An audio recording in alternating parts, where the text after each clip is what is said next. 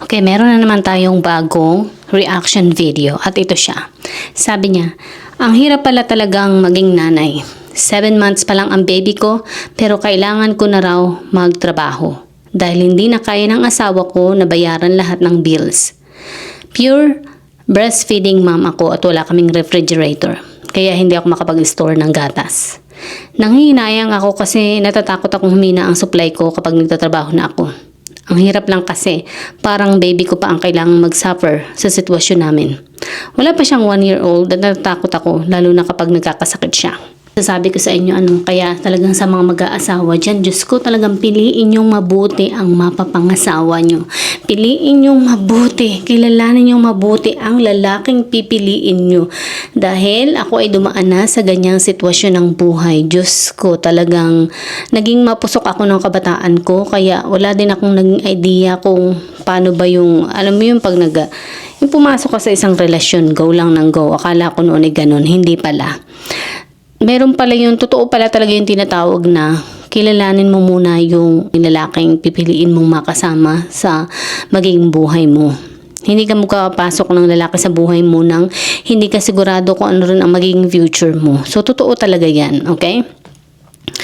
Ikaw at least diniretsa ka kaya talaga. Pero ako, natuto ako magmasid. Hindi ako diniretsa. Talagang natuto ako magmasid at nakita ko yung katotohanan sa harapan ko.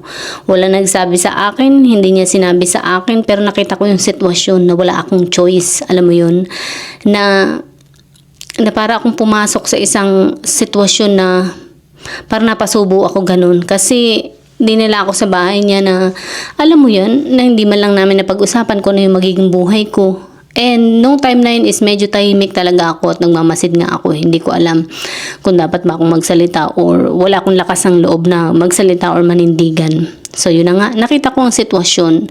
Nakita ko na wala akong choice. Kasi napansin ko na hindi ako binibigyan ng pera. Hindi rin siya provider. Hindi ako, alam mo yun, yung parang, ang binibigyan niya lang ng pera yung nanay niya, pero ako, wala talagang binibigay. So, kahit mag-period ako nung time na yun is, wala ding pambili ni napkin. So, nakita ko na, talaga yung buhay ko, na parang dead end. So, ayun na nga. Hindi niya ako binibigyan ng pambili. Hindi ko nga alam paano ako nakasurvive doon eh. Dahil siguro may mga dala-dala pa akong mga gamit ko sa katawan, kagaya ng shampoo, deodorant, sabon, ganun. So, yun parang ang ginagamit ko nung pumasok ako sa ganong sitwasyon. So, ito na nga. So, buntis ako. Nadala niya ako dun sa kanilang bahay. Wala man lang pag-uusap kung paano ang sitwasyon pag ako ay tuluyan ng hindi makapagtrabaho dahil nga malaki na ang tiyan ko, diba? So, walang ganun. So, doon nagkaroon ako ng realisasyon sa buhay na yung pinasok ko pala ay talagang mali. So yun, wala akong choice. Talagang sabi ko ay magtatrabaho ako. Pagkapanganak ko, talagang wala pang 1 buwan ay bumalik na ako sa pagtatrabaho. Naghanap na ako ng trabaho dahil sinabi ko sa sarili ko na ay hindi ako magkakapera dito sa bahay dahil hindi naman ako binibigyan ng pera. Anong gagawin ko? Paano ako may ibigay yung mga pangangailangan ng anak ko? So ayun na nga. At nang tuloy na ako makapagtrabaho, akala ko ay may iligtas ko na ang sarili ko sa miserableng buhay na pinasok ko, hindi pa rin pala. Dahil ang nangyari is, yung kinikita ko, yung sahod ko ay nauuna pa siya sa akin. At sinasabi niya na ako na lang mag-iipon ng pera. Sabi niya ganun. Ako na lang mag-iipon para sa future daw naming dalawa. Heller.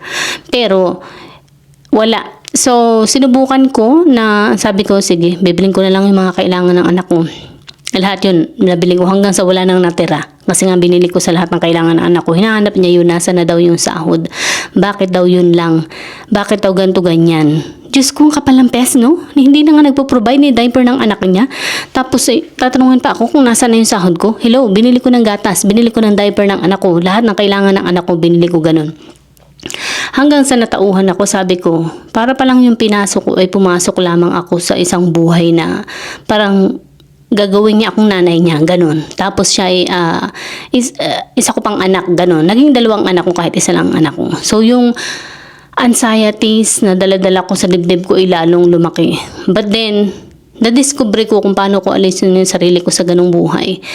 Nadiskubre ko na mas maigi pa na kami na lang ng anak ko dahil mas makakaya ko ang buhay kung kami na lang dalawa. Kesa nandyan nga siya pero parang isa pang bigat sa buhay ko. So yun, ikaw misis, ang gawin mo kung ganyan para nangyayari sa buhay mo, magmasid ka. Tingnan mo yung sitwasyon ng buhay mo.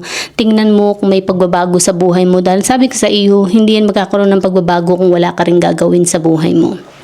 Yun. At ang pagbabago ay nagsisimula sa atin, sa ating sarili. So yun, sinimulan kong baguhin ang sarili ko at sinimulan kong pagtuunan yung mga mas kailangan ko sa buhay. Sinimulan kong pagtuunan yung sarili ko kung saan ako kung ano yung mga kailangan ko sa buhay. Yun ang sinimulan kong punuan. Yes, at nakaya ko naman na pagsabay ko na maging working mom at maging isang ina. Pinagsabay ko yung dalawa. Kahit mahirap sa simula, pero kalaunan ay naging madali na din. Yun. Sabi ko sa inyo, walang mahirap. Pero kung pag-aaralan ninyo ay maging madali din sa pagdating ng panahon. So yun, dumali yung pamumuhay ko. Nagkaroon ako ng, alam mo yun, financial or nagkaroon ako ng freedom din, kalayaan kumbaga. Nung magkaroon ako ng sarili kong pera, nagawa ko yung lahat ng gusto ko, nabibili ko lahat ng gusto ko, naiibigay ko lahat ng mga pangangailangan ko sa sarili ko na hindi ko kailangang hingin sa iba. At nadiscover ko sa sarili ko na yun pala ang kailangan ko.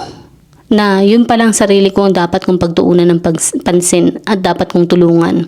So yun, sinimulan kong tulungan ang sarili ko at isinaayos ko ang sarili ko at nasabi ko sa sarili ko na kaya ko pala, hindi ko pala kailangan ng lalaki na masasandalan. Yun. And hindi naman talaga ako naging sumandal sa kanya pero grabe ang nangyari sa akin. Ako pa ang sinandalan. So mahirap din yun. Hindi ko kaya. Kaya unti-unti akong naubos. Unti-unti akong nawalan ng lakas sa sarili ko. Kaya sabi ko sa sarili ko, kailangan pala talaga is yung sarili mo yung pupunuan mo muna. So yun ang ginawa ko. And nagpapasalamat ako na nagawa ko yun dahil maayos ang buhay ko ngayon. Maayos ang buhay ko ngayon. Ang anak ko is nasa 20 years old na. Namumuhay na rin ng sarili niyang buhay. At kung ano yung mga nagawa ko sa buhay ko, napag-aralan ko sa buhay, yun ang itinuro ko sa anak ko. Yun ang ini-apply ko sa anak ko na yun din ang sinusundan ng anak ko. Yun, nasabi ko sa anak ko, mahalaga na maging financially stable ka talaga. Kasi, yan para na makakatulong sa sarili mo eh. Yan para na makakatulong sa iyo, para dalhin mo yung sarili mo. Kung magkamali ka man sa buhay mo, meron kang sasandalan. Yan ang sasandalan mo. Kasi napatunayan ko yan sa akin, kasi yan ang tumulong sa akin. Yun. Hindi mo kailangan ng ibang tao na magbibigay para sa iyo. Kundi ang kailangan mo ay ang sarili mo, patatagin ang sarili mo, palakasin ang sarili mo, i-build up ang sarili mo ng mga kailangan mo sa buhay. So, sana ay nakatulong. Unti-unti nakikita mo na yan, misis. Ibig sabihin ay unti-unti ka nang nabubuksan yung isip mo. Yung third eye mo ay unti-unti nang nabubuksan. Ibig sabihin, unti-unti ka nang natatauhan sa buhay mo. So, bigyan mo ng pansin yan. Pagtuunan mo ng pansin yan. Yung mga nakikita mo, yan ay paalaala sa iyo. Okay? Paalaala sa iyo na gamitin mo ang isip mo. Protektahan mo ang iyong peace of mind dahil ayan, nabubulabog ka na. So, yun. Patatagin mo ang sarili mo, palakasin mo ang sarili mo. Sabi ko sa iyo, at huwag mo nang sundan ang anak mo. Okay? Ang gawin mo is mag-focus ka sa mga bagay na wala sa iyo. Sa sarili mo muna. I-improve mo muna yung sarili mo, okay? At then yung anak mo, okay? Magtrabaho ka pa rin, mag-ipon, mahalaga yan, okay? Kung may chance ka na mapaglaanan yung iyong pensyon, paglaanan mo na yan habang bata ka pa rin. Napakahalaga na buuin mo ang kaperahan mo. Kasi sabi ko sa iyo, yan ang pinakang deposito mo or pondo mo sa buhay, okay? Upang maabot ang maayos na pamumuhay. Yun. At kung ang lalaking yan ang nagbibigay sa iyo ng problema, alam mo na, kailangan bigyan mo rin ng pansin yan. Alright, so hanggang dito na lang dahil ako ay kakain, nagugutom na ako eh. Sana may natutunan tayo sa aking payo. Okay, bye.